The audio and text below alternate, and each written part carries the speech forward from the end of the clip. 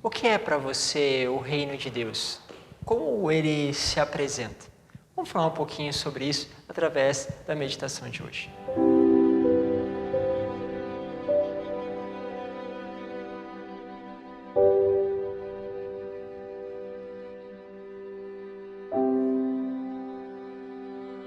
Em nome do Pai, do Filho e do Espírito Santo. Amém. Seja bem-vindo a este canal, uma alegria ter a sua presença. Chegou a primeira vez, se inscreva e participe conosco todos os dias.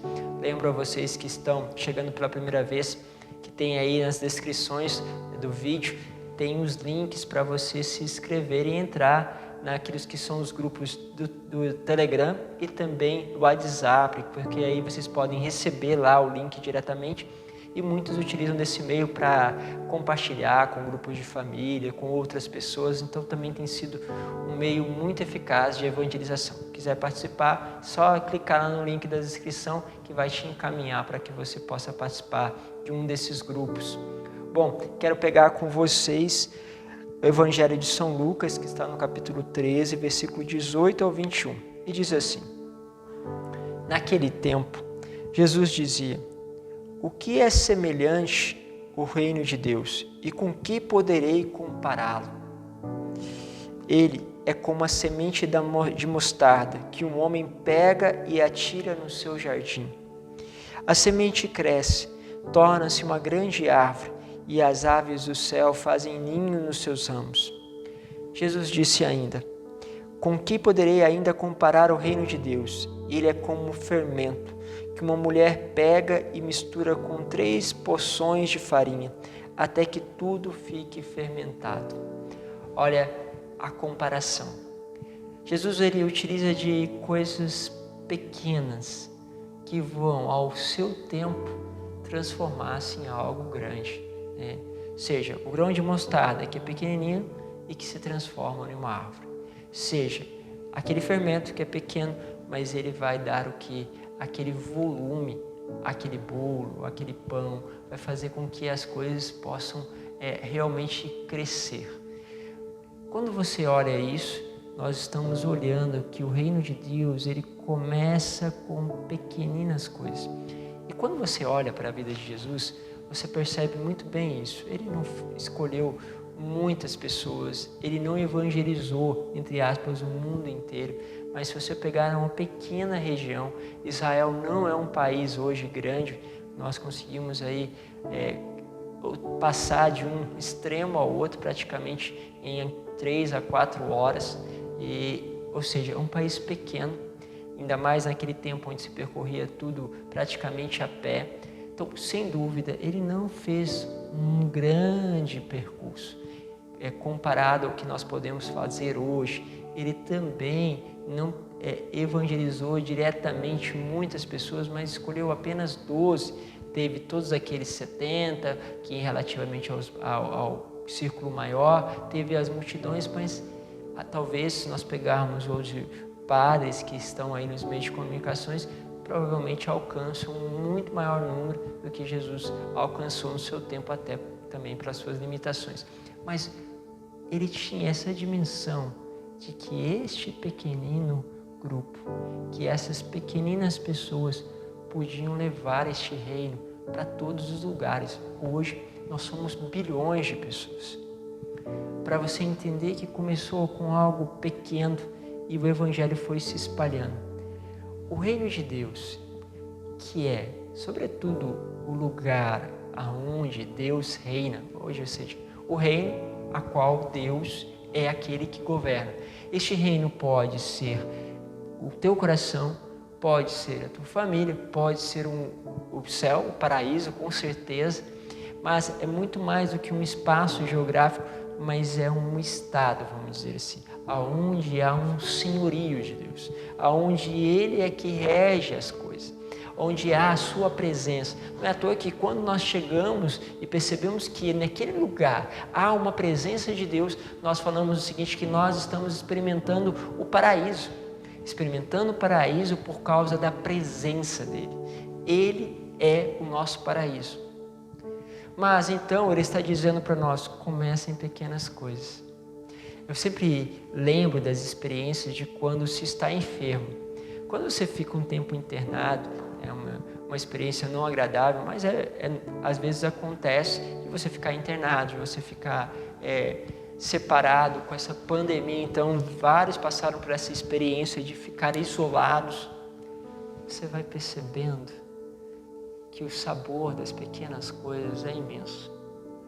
Aquele cuidado, daquela comida, daquele estar próximo, daquele ligar, aquelas pequenas coisas vão fazendo a experiência de uma presença de amor.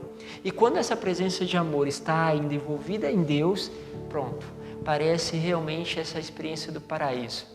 E muitas vezes a gente precisa perceber esta presença no nosso meio.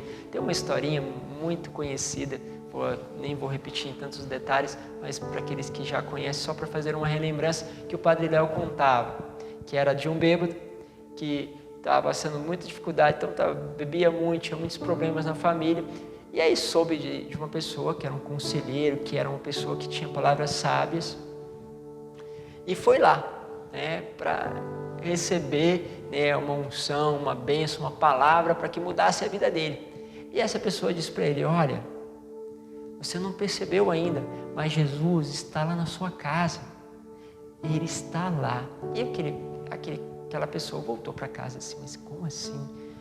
A minha filha anda nessa vida desregrada, veste as coisas tudo errado, o meu filho vive nas drogas, a minha sogra é insuportável, a minha mulher não tem mais jeito.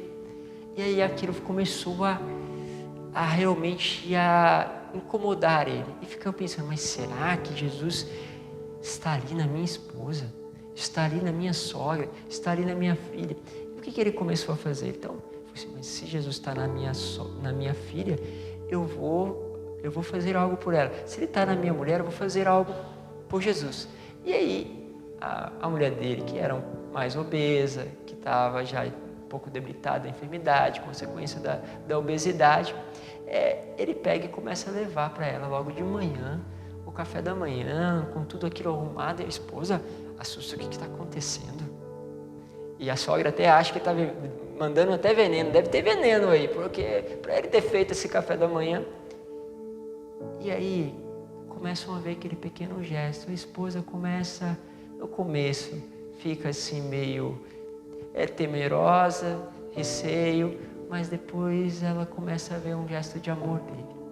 Nisso, ela melhora a autoestima, começa a emagrecer porque está melhor para ele, começa a não responder ele tão mal, e aí começa a ter um carinho por ele. A sogra, vendo que aquele relacionamento começa a melhor, que ele está tratando melhor também ela começa a tratar ele melhor. Aí o clima da casa começa a mudar. O filho, que muitas vezes ia por causa das drogas, por causa da situação em casa, da qual ele não conseguia ficar, porque os pais brigavam sempre, confusão, começa a querer sair das drogas. A filha, que vivia sempre fora nas baladas e festas, começa a gostar do ambiente de casa. De repente, a casa vai mudando. E aí quando ele volta, ele fala para aquele: olha, eu não descobri se Jesus estava lá, mas a minha casa mudou. Afinal de contas, o que ele descobriu? Ele descobriu o amor. E quando ele descobre o amor, olhando para as pessoas e amando elas como Cristo, começa a gerar um reino. Por isso, quando você faz algo a alguém como se estivesse fazendo a Cristo, existe isso tudo um segredo. Por exemplo, São Bento pedia que o hóspede fosse acolhido na hospedaria do mosteiro como se fosse o próprio Cristo. O que faziam então os monges? Eles acolhiam tão bem os hóspedes que, lógico, os hóspedes queriam retribuir, queriam estar próximo. O mosteiro começava a se encher por causa da hospitalidade. O que você percebe é que esses pequenos toques ali nessa historinha, aquela bandeja do café da manhã começa a mudar. Aquele pequeno gesto começa a trazer o reino de Deus. E uma coisa que a gente tem dificuldade é que, tanto nas duas parábolas, se precisa do tempo para que aquela semente se transforme numa grande árvore. Para que aquele fermento tenha efeito, precisa do tempo. E às vezes a gente até faz um gesto. Começa naquele gesto querer que a transformação aconteça, mas a gente não persevera. Às vezes falta perseverança e falta o tempo. É lógico, meus caros, que aquele que não quiser ver o reino, não quiser ver Jesus como os fariseus, eles nunca reconhecerão e nunca vai mudar.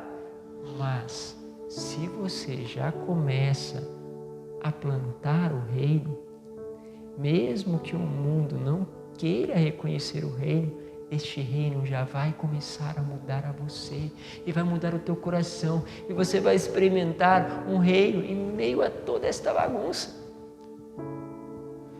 E aí acontece a obra.